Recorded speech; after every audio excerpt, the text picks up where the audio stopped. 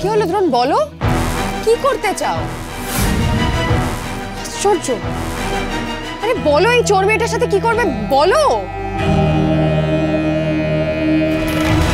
মিথ্যে কথা বলছে ভগবতী, সম্পূর্ণ মিথ্যে কথা বলছে।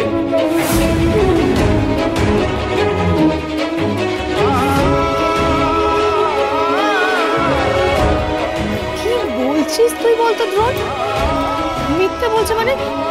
ভগবতী মিথ্যে কথা বলে না, সেটা তো তুই আমাদেরকে বললি, তাই না? এখন ও মিথ্যে বলছে। প্রমাণ কি? শোনো, এটা আদালত নয় যে কাগজে কলমে প্রমাণ চায়। কিন্তু তোমার কথার তো একটা ভিত্তি থাকতে হবে।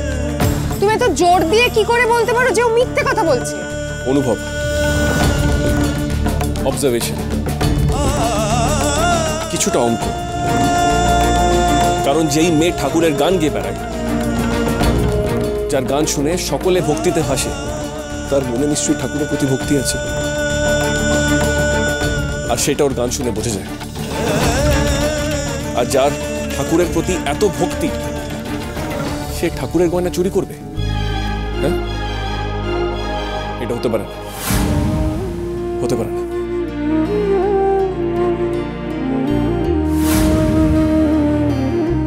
তুমি ঠিক বলেছো গো মস্ত ডাক্তারবাবু, একদম ঠিক। কিন্তু তবুও তুমি বিশ্বাস করো যে আমি চুরি করেছি? আমাকে তাড়িয়ে দাও এ বাড়ি থেকে, না হলে না জানি আরো কত মিথ্যে কথা বলতে হবে আমাকে। না না না, এমন করো না। মিথ্যে বললে যে ঠাকুর রাগ করে, ঠাকুর রাগ করলে যে মা রাগ করবে। একদিনের জন্য না হয় মাপ চেয়ে নেব। রোজ রোজ কি ঠাকুরের কাছে মাপ চাওয়া যায়? তুমি বলো, তুমি মেনে নাও। দ্রোণ আবার পেকে না বসে। কি কি আশ্চর্য কথা দ্রোণ! ও ঠাকুরের গান গায় বলে ও ঠাকুরের জিনিস চুরি করতে পারবে না?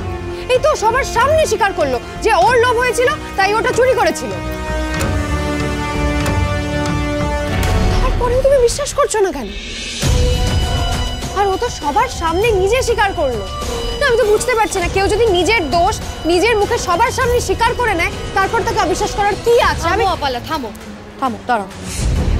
দ্রোণ, আমি কিন্তু এটা মেনে নিতে পারছি না। দেখ, তুই ভালো করে জানিস যে আমি সব কিছু মেনে নিতে পারি, কিন্তু চুরি না না না, অসম্ভব ব্যাপার এটা। ওকে আমি এ বাড়িতে থাকতে দিতে পারবো না। না ভগবতী, আয় আয় আমার সাথে আয়।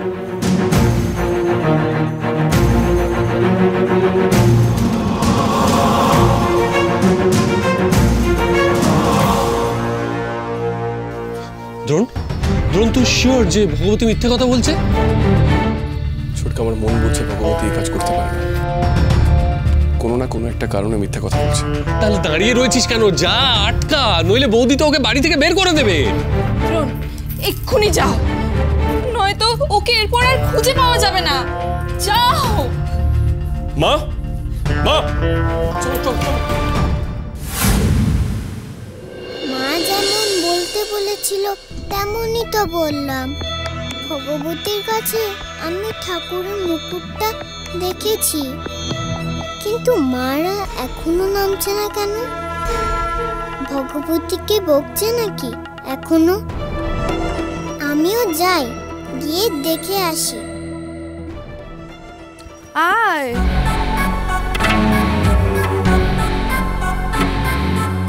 যা, এবার যা। কি হলো ভগবতী? যা। খবরদার, এই বাড়ির দিকে আর আসবে না, কথা দে। আমি না এলে মস্ত ডাক্তারবাবু ভালো থাকবে তো? হ্যাঁ, থাকবে। গিন্নিমা, তুমি আর ঝগড়া করো না মস্ত ডাক্তারবাবুর সঙ্গে। করবো না, করবো না, তুই যা। আমাকে মাফ করে দিও গো ঠাকুর, মিথ্যে বলার জন্য। তুমি রাগ করো না, আর মাকেও বলো আমার উপরে রাগ না করতে। মা, ভগবতীকে ছেড়ে দাও। চল আমি তোকে বাইরে দিয়ে আসছি। মা, ওর হাতটা ছেড়ে দাও।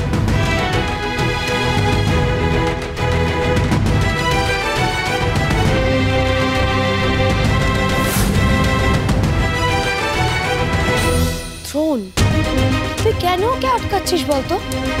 আমি তো আগেই বলে দিলাম যে ও এ বাড়িতে থাকতে পারবে না। কেন তাড়াবে বলো? তুমি আবার সেই এক কথা বলে যাচ্ছ। না, আমি শুনি না। অসুবিধাটা কি? আরে ও তো নিজেই চলে যাচ্ছে।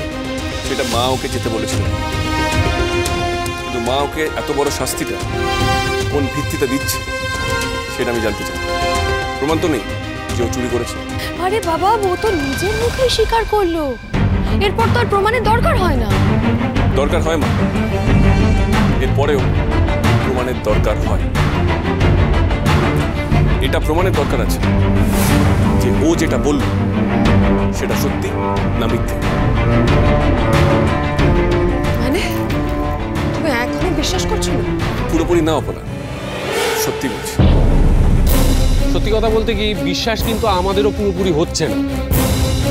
আচ্ছা বেশ বেশ, যদি তর্কের খাতিরে আমরা ধরেও নিই যে ভগবতী মিথ্যে কথা বলছে, তাহলেও তো একটা প্রশ্ন থেকে যায় দ্রোণ। তুই তো বলেছিলিস যে ভগবতী নাকি কখনো মিথ্যে কথা বলে না। তাহলে কি এমন কারণ হলো যে ভগবতীকে এত বড় একটা মিথ্যে কথা বলতে হলো? আরে বাবা, কেউ তো আর নিজেকে এমনি এমনি চোর বলে না। এক্স্যাক্টলি তাই। এটাই আমার প্রশ্ন মা, যেটা তুমি করলে, যে চোর সে কিন্তু কোনো সময় স্বীকার করে না যে সে চুরি করেছে। আরো কি অনায়াসে মেনে নিল যে ও চোর। আমার ঠিক এইখানেই কেমন যেন একটা খটকা লাগছে। দেখো, তোমার খটকা না তুমি নিজের কাছে রাখো, হ্যাঁ? আমাদের কোনো খটকা লাগছে না, সুতরাং ও এই বাড়িতে থাকবে না, এখান থেকে চলে যাবে, ব্যাস। যাবে, অপরাধ প্রমাণ হলে নিশ্চয়ই যাবে, কিন্তু যাওয়ার আগে আমার খটকা ক্লিয়ার করে দিয়ে যাবে।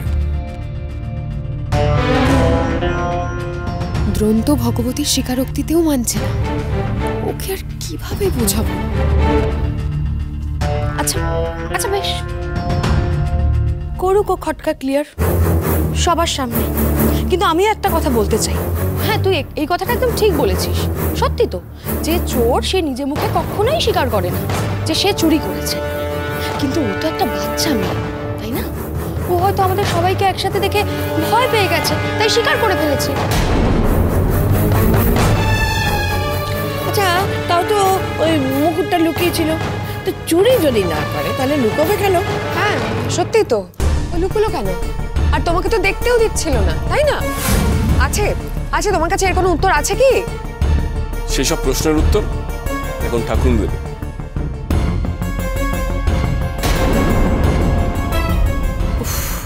এই অপলার মায়ের না সবেতে বাড়াবাড়ি।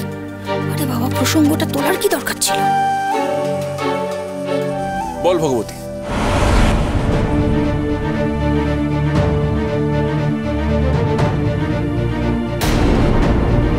কি বলবো আমি? দেখ, তোর মস্ত ডাক্তারবাবু কিন্তু কিছুতেই বিশ্বাস করছেন না যে তুই সত্যি বলছিস। আমি সত্যি বলছি গো, আমিই নিয়েছি মুকুট। দেখো, এই মেয়ে নিজের মুখেই কিন্তু সবার সামনে স্বীকার করলে যে ও চুরি করেছে। হ্যাঁ রে ভগবতী, মস্ত ডাক্তারবাবু তোর জন্য এত কিছু করলো, আর তুই কিনা তারই বাড়ি থেকে চুরি করলি? হ্যাঁ করেছি, কেন? আমার লোভ হয়েছিল। কিসের লোভ সেটা তো বলিস না।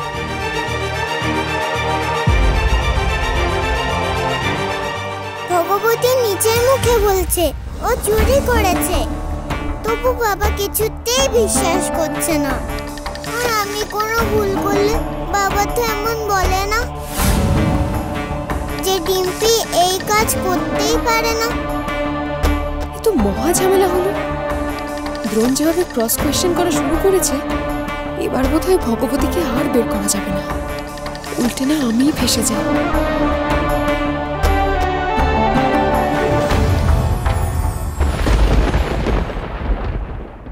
লোভ? লোভ আবার কিসের? না, ও তো গরিবের মেয়ে নাকি সেটাও মানবে না এখন আর। দামি জিনিস দেখে মুহূর্তের জন্য লোভ হওয়াটা কি খুব অসম্ভব ব্যাপার? দেখো, মানলাম তোমার যুক্তি, গরিবের মেয়ে লোভে পড়তেই পারে, কিন্তু কিসের লোভ সেটাই তো জানতে চাইছি। মুকুটটা দেখতে সুন্দর সেটা নিজের কাছে রাখার লোভ, মুকুটটা যে জিনিসটা দিয়ে বানানো সেটার লোভ, নাকি পয়সা? আচ্ছা ভগবতী, আমাকে একটা কথা বল দেখি, তুই যে মুকুটটা চুরি করেছিলি সেটা কি দিয়ে বানানো সেটা কি তুই জানিস?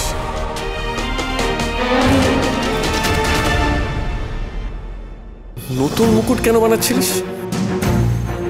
নতুন একটা তৈরি করে পুরনোটার সাথে বদলা বদলি করবি তার জন্য? বদলে দেবো বলেই নতুন একটা বানাচ্ছিলাম।